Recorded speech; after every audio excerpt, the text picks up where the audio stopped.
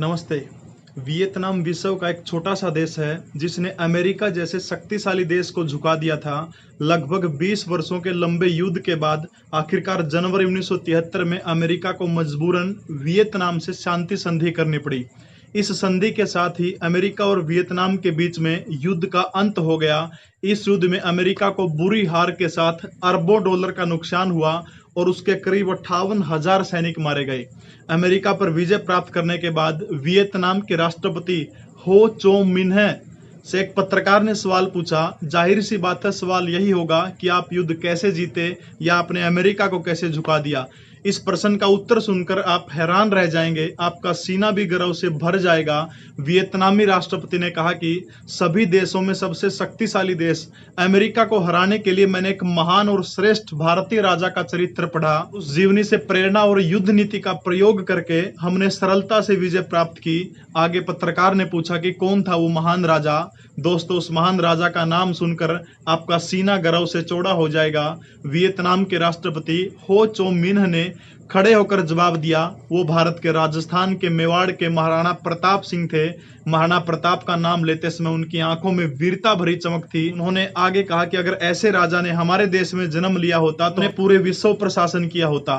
कुछ वर्षों के बाद वियतनाम के राष्ट्रपति की मृत्यु हो जाती है। आपको जानकर ताज्जुब होगा कि उसने अपनी समाधि पर यह लिखवाया कि यह महाराणा प्रताप के शिष्य की समाधि है। वही महाराणा प्रताप जिसके बारे में अकबर ने कहा था कि अगर राणा प्रताप मेरे सामने झुकते हैं तो आधे हिंदुस्तान के वारिस वो हो गए, लेकिन बादशाह अकबर ही रहेगा। इस पर महाराणा प्रताप ने किसी की भी अधीनता स्वीकार करने से मना कर दिया।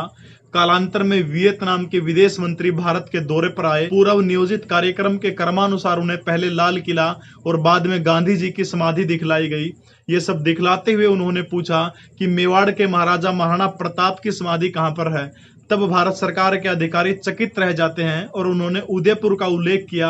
वियतनाम के विदेश मंत्री राजस्थान के उदयपुर जाते हैं। वहां पर उन्होंने महाराणा प्रताप की समाधि के दर्शन किए और समाधि के दर्शन करने के बाद उन्होंने समाधि के पास से कुछ मिट्टी उठाई और उसे अपने बैग में भर लिया।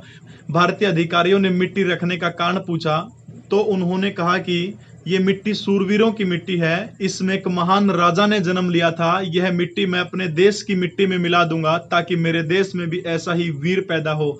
दुर्भाग्य मेरे देश का यह है कि इस देश के अंदर जितने भी परीक्षाएं होती हैं उन परीक्षाओं में प्रश्न आता है कि हल्दी घाटी के युद्ध में विजय किसकी हुई थी, तो झूठा इतिहास पढ़ा जाता, कहा जाता अकबर की विजय हुई थी, लेकिन वास्तव में इस युद्ध के अंदर महाराणा प्रताप की विजय हुई थी। दोस्तों, ऐसी वीडियो के लिए लाइक करें, शेयर करें। जय हिंद।